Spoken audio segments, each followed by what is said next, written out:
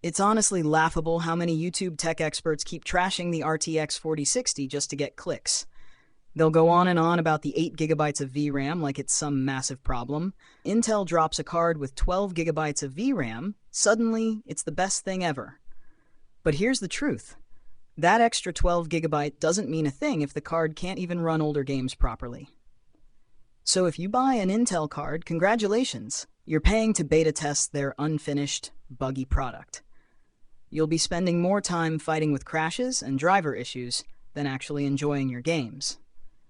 Most people just want something that works straight out of the box without all the constant troubleshooting.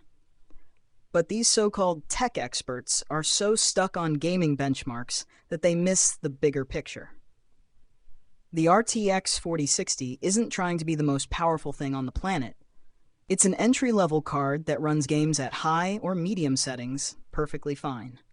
It does exactly what it's meant to do. No drama, no overhype.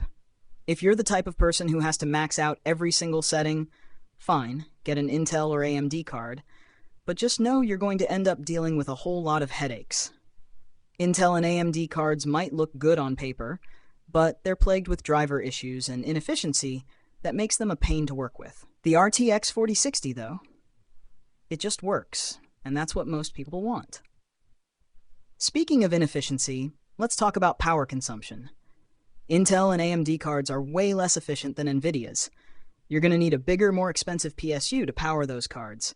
That means you're actually paying more over time with Intel and AMD, even though they look cheaper up front. The RTX 4060, on the other hand, pulls just 115 watts, delivering solid performance without draining your wallet. So when you think you're saving money with an Intel or AMD card, you're really just paying for a beefier PSU and higher electricity bills down the road.